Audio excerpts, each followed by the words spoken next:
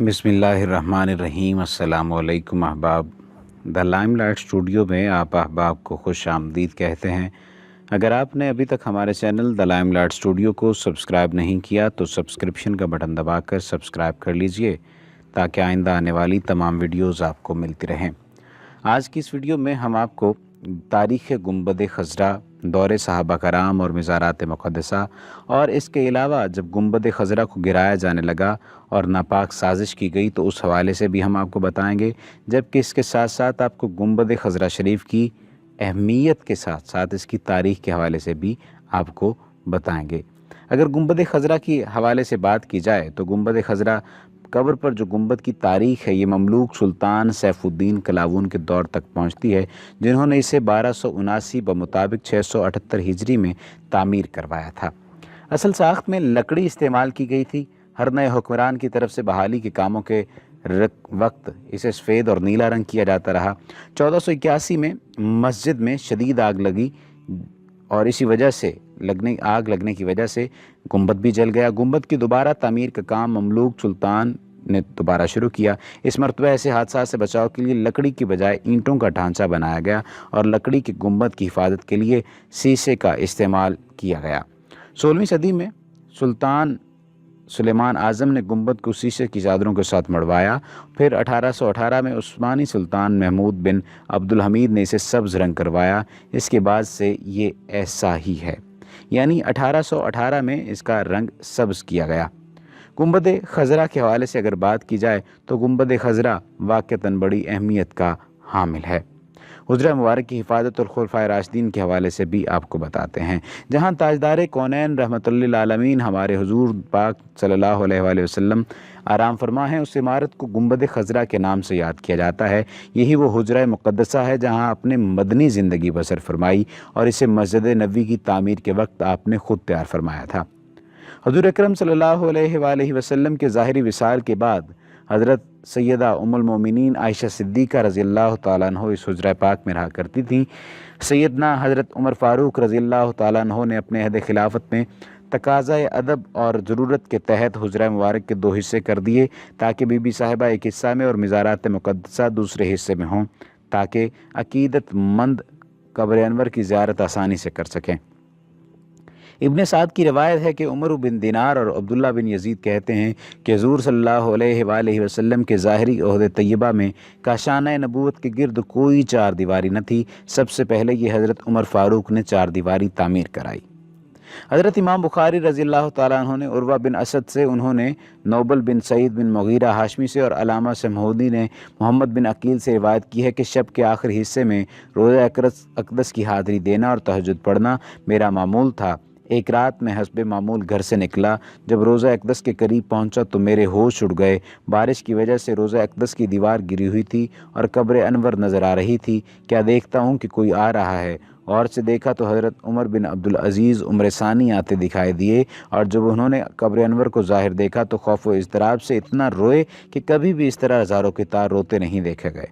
सुबह तक महबूब हकीकी के पहलू में बैठे रहे। सूरज तुलू होते ही मदीने के मशहूर और सआदतमंद मेमार हज़रत दुर्दान को बुलाया। वो भी ये मंज़र देखकर आप दीदा हो गए और आलात तामीर लेकर आ गए। हज़रत अब्दुल्ला बिन उमर बिन अब्दुल अज़ीज़ ने अब बीबी सैयदा आयशा रज़ियल्लाहु ताला अन्हा के ग़ुलाम अबू हफ्सा को हुक्म दिया। उन्होंने दूसरों के साथ मिलकर दीवार बनाई। जिसके बाद अंदर की सफाई का मरहला आया तो हज़रत अब्दुल बिन अज़ीज़ ने फरमाया कि कब्र अनवर को साफ़ करने की जो खिदमत मुलाजिम अंजाम दे रहा है, अगर ये मेरे हिस्से में आती तो सारी दुनिया से ज़्यादा मुझे महबूब होती।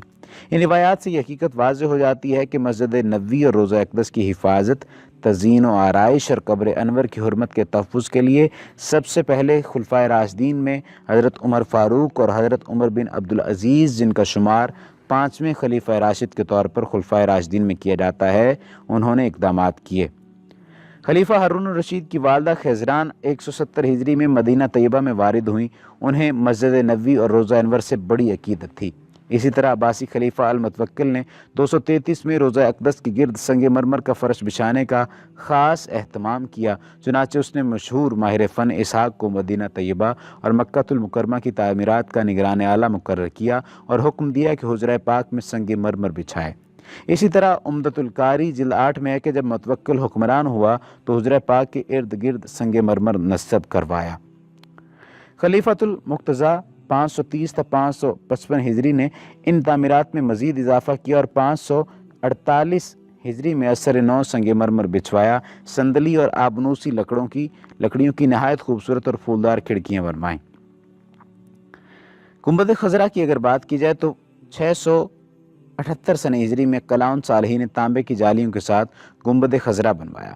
خطیرہ شریف کے اوپر مسجد کی چھت سے بلند تھا اور وفاء الوفا کی تصنیف 1001 تک موجود تھا۔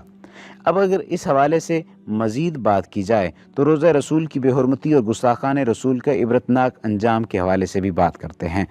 سلطان نور الدین زنگی کے عہد حکومت میں عیسائی طاقتیں اسلام کے خلاف منظم ہو رہی تھیں اور ان کے سازشی اذہان طرح طرح کی پرفریب راہیں تلاش کر رہے تھے تاکہ مسلمانوں کا شیرازہ منتشر کر سکیں۔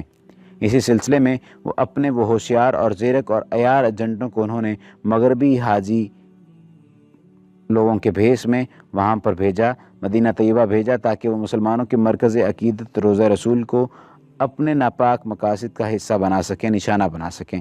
ان دونوں کے پاس مال و زر کی فراوانی تھی۔ انہوں نے اہل مدینہ کو انعام و اکرام سے خوش کر دیا اور روضہ رسول کے قریب ایک مکان لے کر رہنے لگے۔ قبر رسول تک پہنچنے کے لیے رات بھر وہ اپنے کمرے میں سرنگ کھودتے اور پورا دن تسبیح و نماز میں گزارتے اور جنت البقیع کی زیارت کے بہانے ساری مٹی تھیلے میں بھر کر پھینک آتے۔ ایک طویل زمانے کے بعد سلطان نور الدین زنگی خواب میں سرور کائنات صلی اللہ علیہ وآلہ وسلم کے دیدار سے مشرف ہوئے۔ ایک ہی شب میں 3 بار انہوں نے دیکھا کہ حضرت صلی اللہ علیہ وآلہ وسلم ان دونوں مغربی حاجیوں کی طرف غضب آلود نگاہوں سے دیکھ رہے ہیں اور سلطان کو حکم دے رہے ہیں کہ دیکھو یہ مجھے تنگ کرنا چاہ رہے ہیں، انہیں دفع کرو۔ سلطان نے اپنے وزیر جمال الدین موصلی کو بلا کر سارا ماجرا کیا سنایا۔ اس نے رائے دی کہ مدینہ منورہ میں کوئی غیر معمولی بات ہو گئی ہے، آپ فوراً مصر سے روانہ ہو جائیں۔ اسی وقت ان دونوں نے رخت سفر باندھا اور مدینہ طیبہ پہنچے، سرکار کی بارگاہ میں حاضری دی اور صلاۃ و سلام کے نذرانے پیش کیے۔ وزیر نے تفتیش کے آغاز میں سلطان سے پوچھا کہ کیا آپ ان دونوں حاجیوں کو پہچان لیں گے جنہیں خواب میں دیکھا گیا ہے؟ سلطان نے کہا ہاں۔ اس کے بعد وزیر نے عام منادی کرا دی کہ سب لوگ فلاں جگہ اکٹھے ہو جائیں اور سلطان کے انعام و اکرام سے فیض یاب ہوں۔ تمام باشندگان مدینہ جمع ہو کر سلطان کی بخشش و عطا سے سیراب ہونے لگے، مگر وہ دونوں حاجی کہیں نظر نہ آئے۔ بڑی مشکل سے پتہ چلا کہ وہ خود ہی بڑے فیاض اور سخی داتا ہیں اور کہیں آنے جانے سے بڑا اجتناب اور احتراز کرتے ہیں۔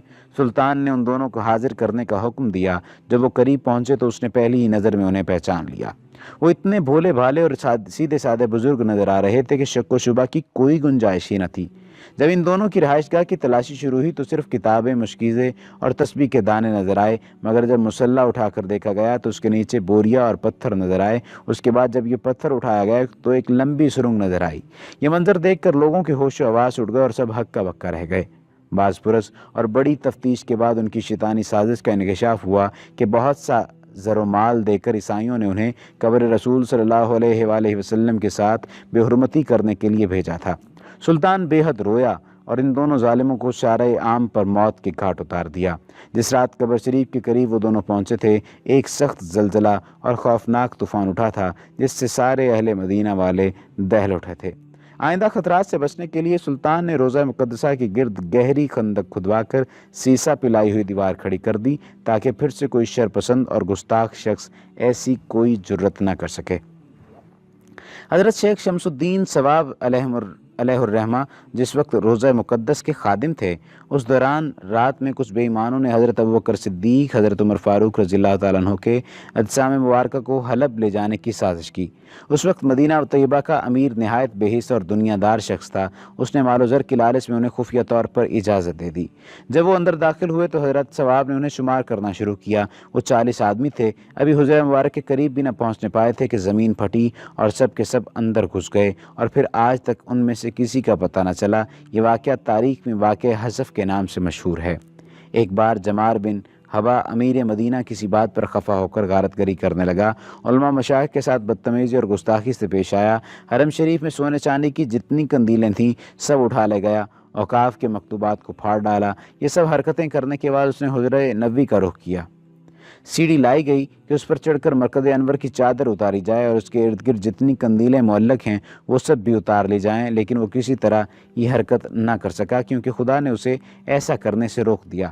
رب تعالیٰ نے اس پر ایسا سخت عذاب نازل فرمایا کہ اس گستاخی کے بدلے میں اسے قتل کر دیا گیا اور وہ عبرت ناک موت مرا۔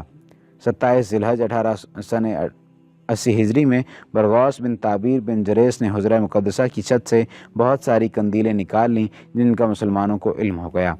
تمام آیان مدینہ اور ارباب علم و فضل نے جمع ہو کر برغوث کی گرفتاری کی تجویز پیش کی۔ وہ گرفتار ہو کر آیا تو اس نے اقبال جرم کیا اور یہ بھی بتایا کہ اس کے ساتھ دبوس بن سعید طفیلی بھی تھا، تو اس سے گرفتار کیا گیا۔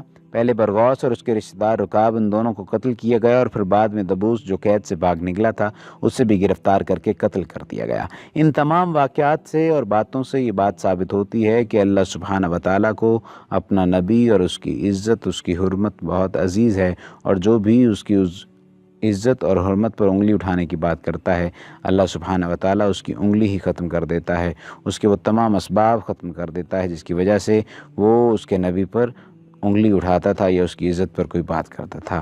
اللہ سبحانہ و تعالیٰ ہمیں رسول نبی کریم صلی اللہ علیہ وآلہ وسلم کی زندگی پر عمل کرنے والا بنائے۔ وما علینا الا البلاغ المبین۔